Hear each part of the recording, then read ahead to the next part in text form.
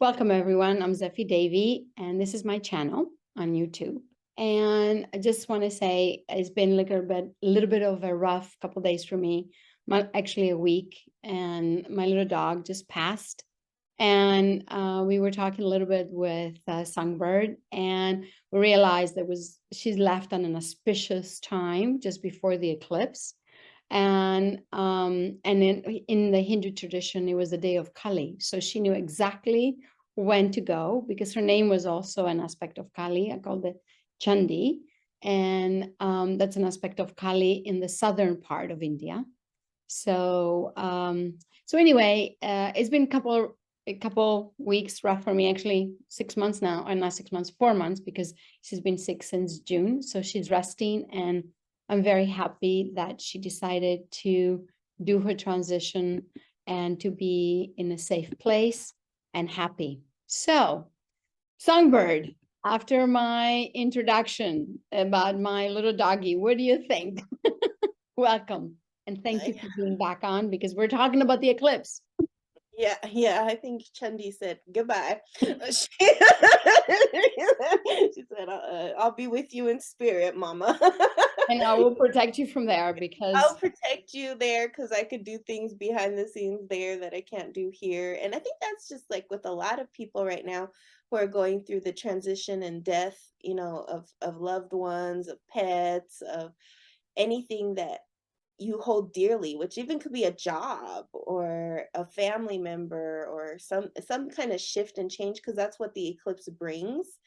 And with this eclipse, as we were talking before, it's just like a big portal that I think in 6 months from now, we're going to look back and say, yeah, that was where it began.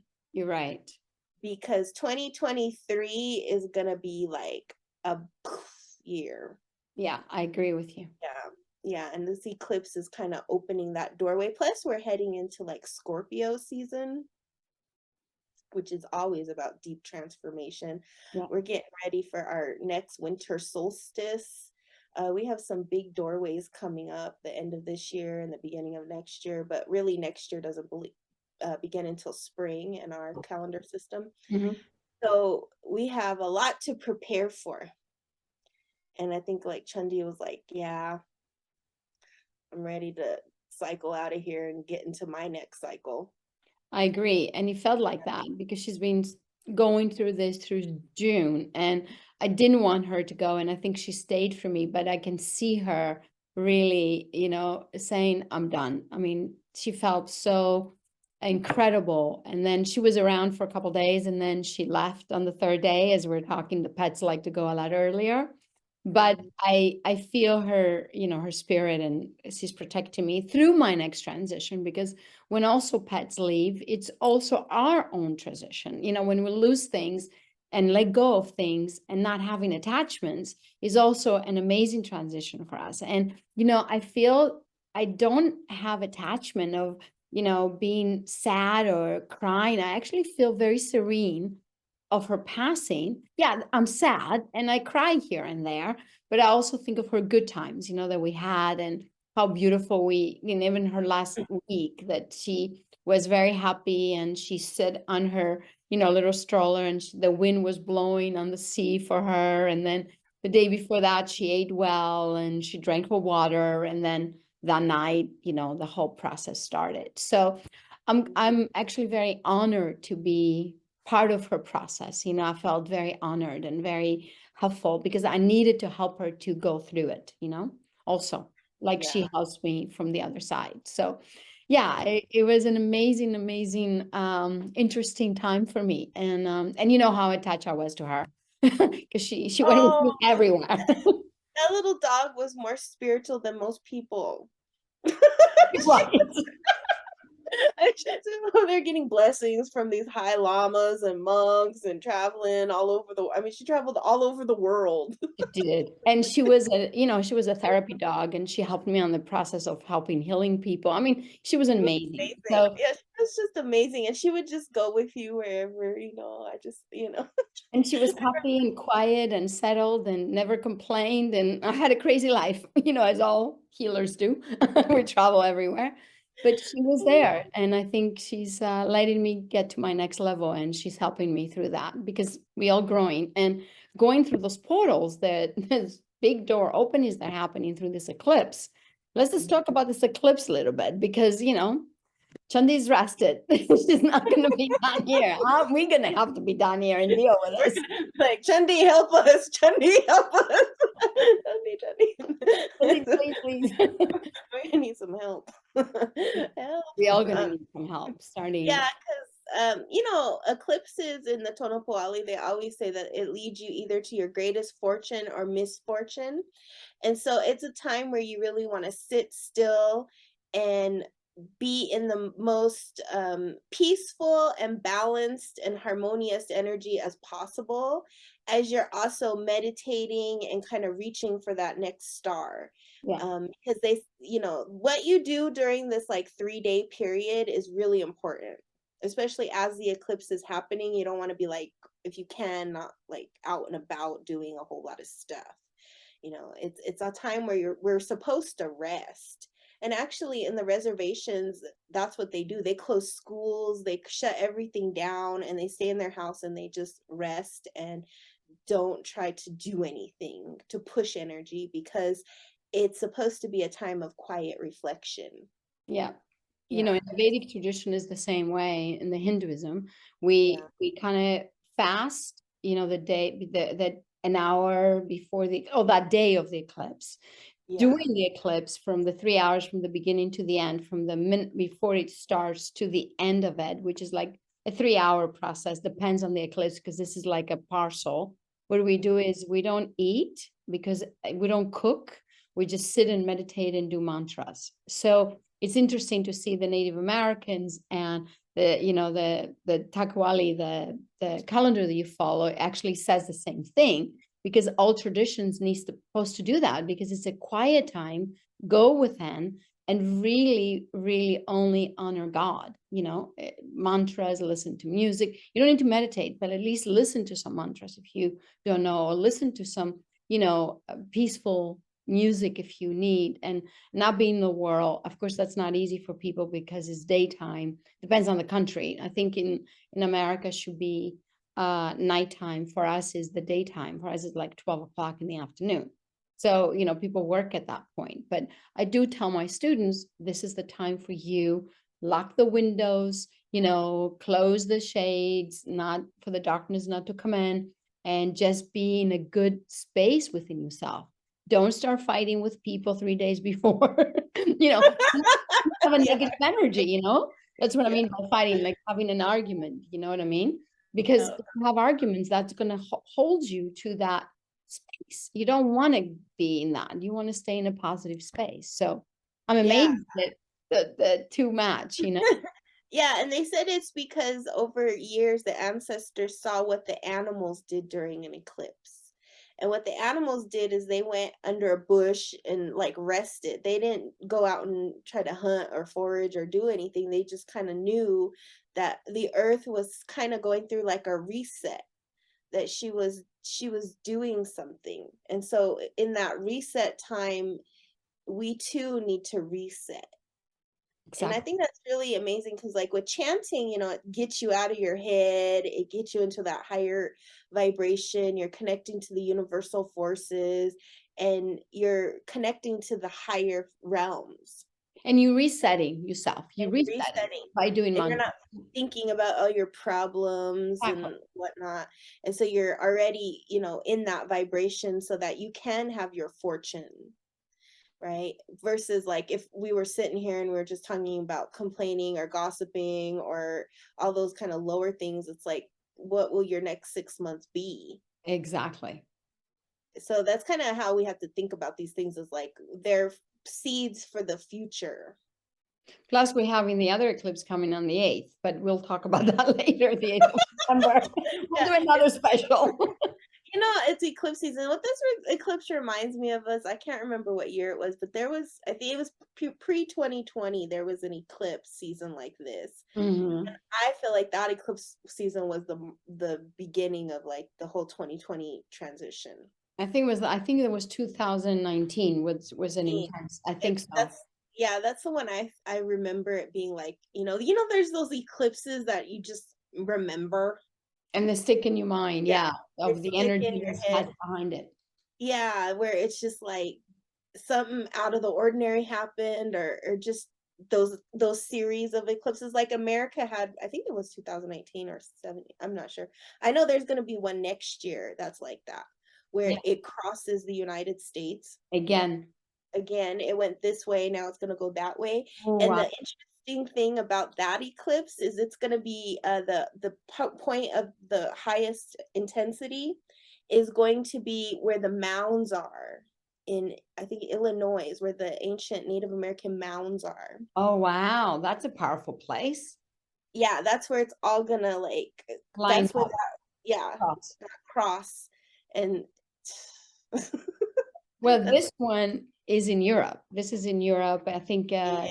India is going to see it. A lot of places in Europe going to see it. I don't think America is seeing this, but also I think this one, because America had a couple years ago, and then Europe is having it this time, then is preparing it for next year. Because I think the next year eclipse, I haven't even seen exactly in which planets, but I think the North Node and the South Node is shifting next year, because it takes, Yeah. yeah, 18 months to do the shifting. So, I haven't gone that far. You have gone that far. I haven't had the time to go that far next. I know that in our calendar, 2024 is the beginning of the new fire. So Mm, May of 2024 is going to be when this cycle ends and the new cycle begins. And that's why the 2020, like from 2020 to 2023, are the most intense, intense years, yes. especially next year, because we're getting closer to that new fire. And then that doesn't mean it's just gonna all, we're in a huge transition. So these years of the 2020s are what I call the roaring 20s, because they're roaring, and that roar, is just going to ripple out. But some things people can think about with this eclipse is like, we're talking about, what do you need to let go of? What is naturally falling and letting go in your life?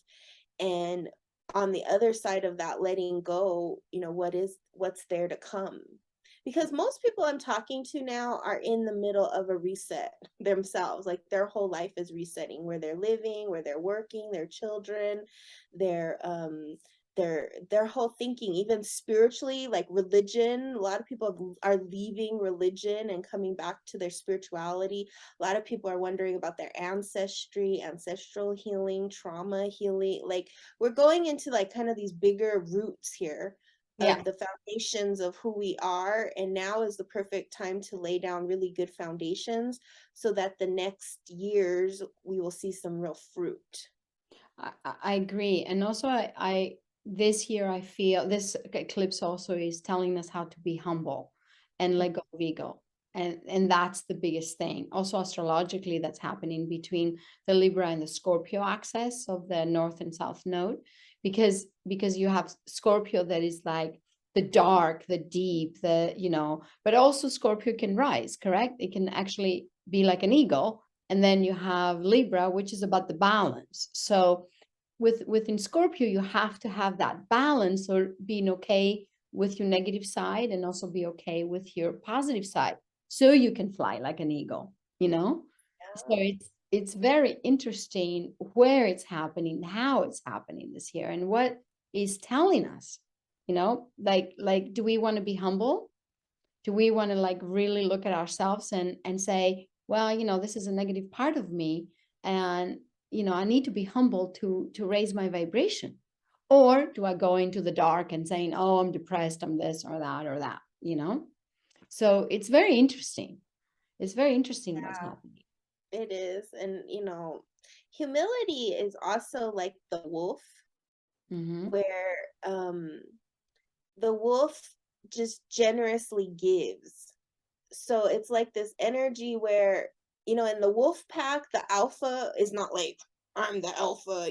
He's always giving. And in fact, he's always usually at the back of the line, Or protecting, yes, exactly. protector. And he's the one who's like making sure everybody's going to where they need to go and nothing's threatening the elders and the babies. And that's sort of what humility also has. I think we have this idea that humility is like you're so low, No, right? But like in our native teachings, humility is like the leader. exactly.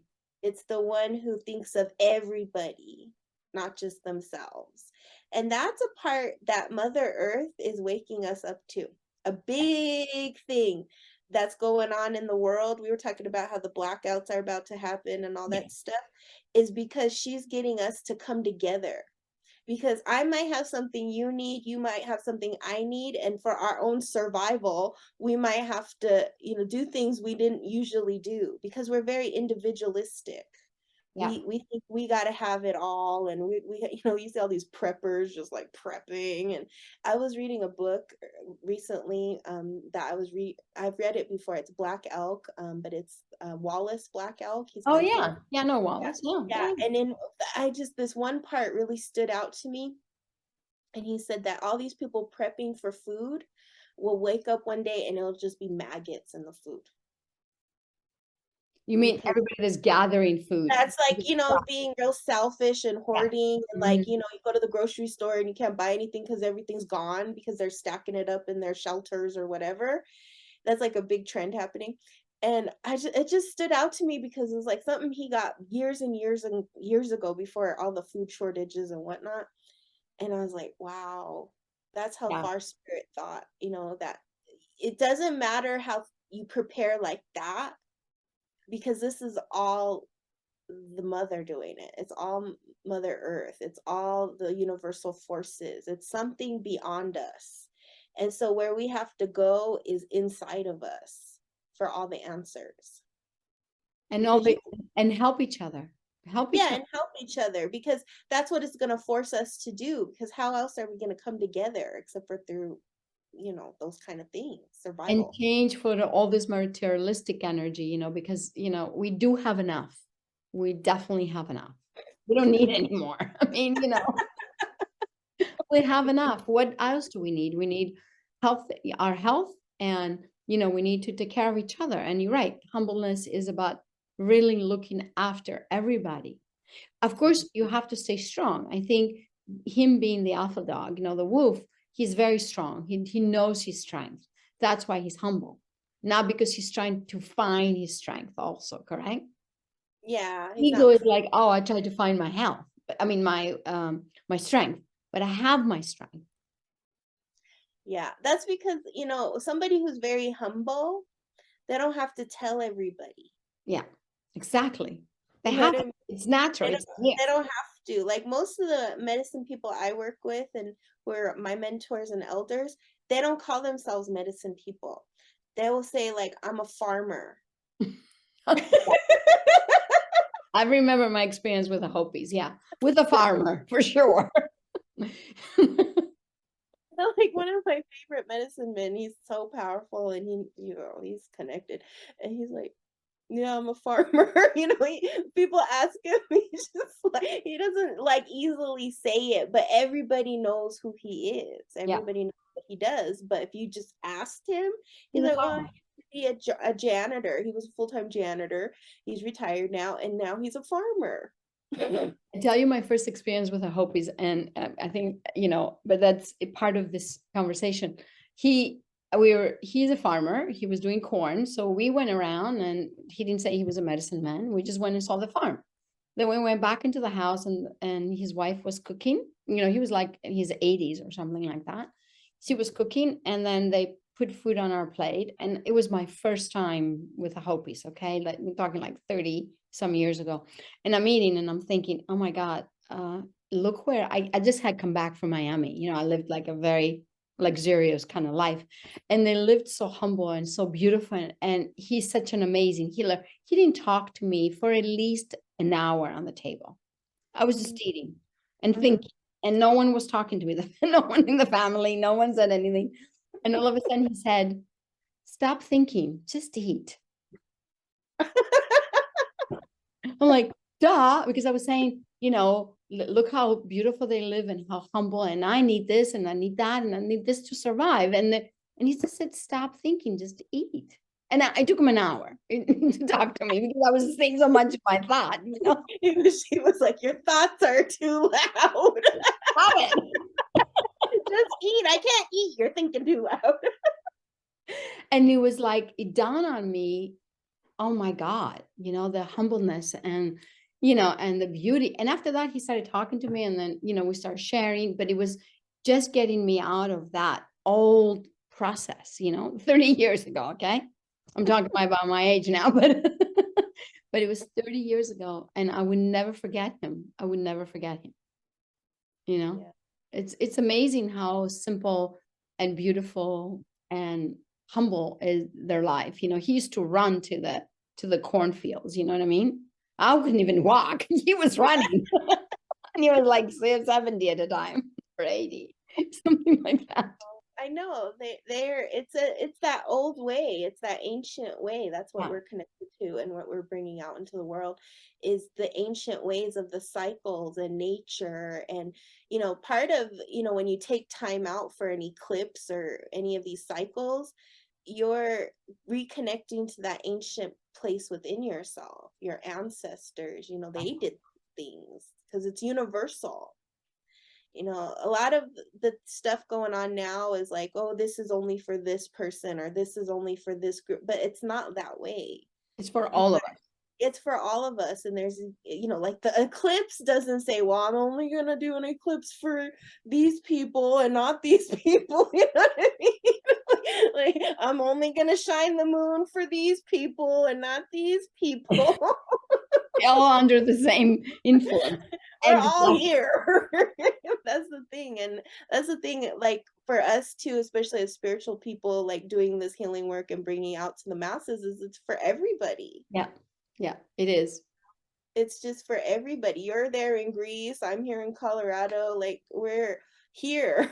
We're all here, and there's healers and people all over the world looking at these eclipses and doing these rituals and doing these prayers and many different ways.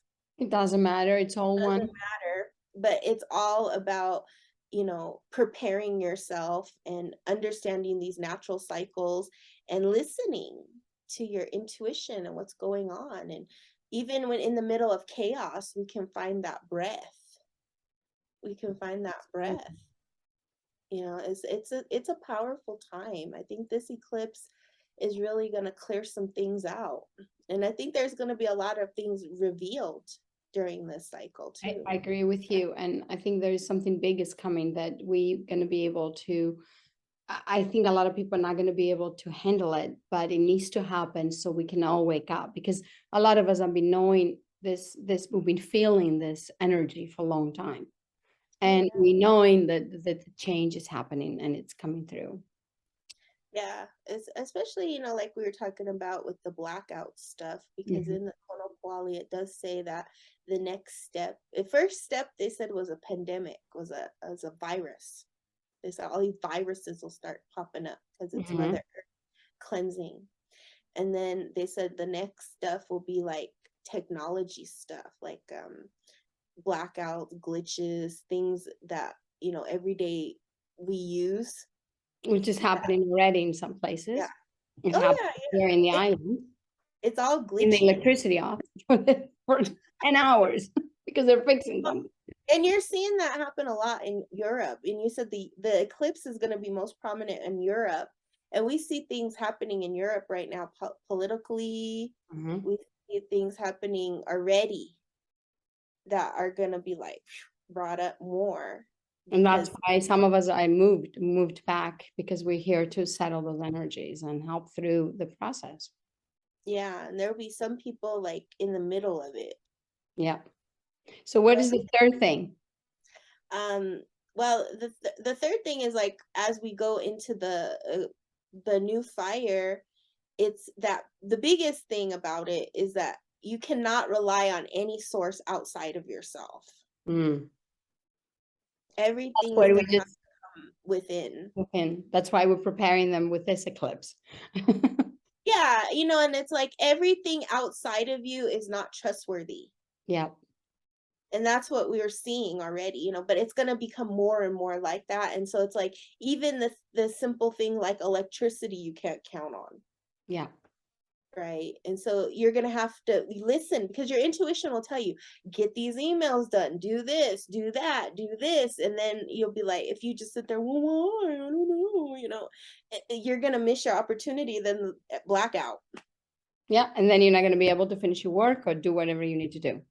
No, and then if your intuition says, get a generator, do this, do that, it's like you have to listen. And sometimes it'll happen like instantaneous. Yeah.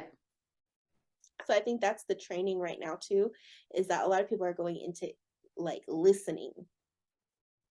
And I think Instead of part of, speaking constantly and not yeah, listening. Yeah. like you were saying, the Hopi guy said, just stop thinking, Stop thinking. just eat. I think that's a good And it was the lesson. most delicious food I ever eaten. It was soup, beans with meat. I mean, I loved it. And now be bread. Ancient Hopi corn. It was amazing. Yeah, that's just all we can do right now is just listen and follow and help each other when we can and when we're called to, and get out of like the materialism thing, because that's part of the prophecy, is like you're gonna need less. You're gonna Because need when you go within and you know who you are, you really, like, you notice that the Hopis, they don't need a whole lot. nothing. Yep. So You really my training started 30 years ago for this eclipse. You know what I'm saying? And it 30 was, years. yeah, it was like, 19 whatever, and now it's, 2000 something, 30 years ago. I So know. And that's another thing, is time is wonky. it is wonky. Yeah. Time is like either going super slow or super fast or glitchy, or I don't know. It's just all about how you can withstand these winds coming in. Yeah, And really, I think the bigger thing too is to get out of our pettiness. that's true too. We'll talk about that on the November 8th eclipse. We'll do another special eclipse special because I think, me and you can go on for hours and years talking We should about. have an eclipse workshop. We should do an eclipse workshop, how to prepare yourself for the eclipses. That's a great idea. And I think we gave a lot of tips already on this one. And I just want to thank you again, Songbird. I love doing this work with you, and I love connecting with you in Colorado and, and me in Greece, because just the connection is, we're together, the ley lines cross. So anyway, thank you, everyone. Thank you for watching us. We're coming up with another eclipse, with another eclipse special for November 8th. Take care. Namaste.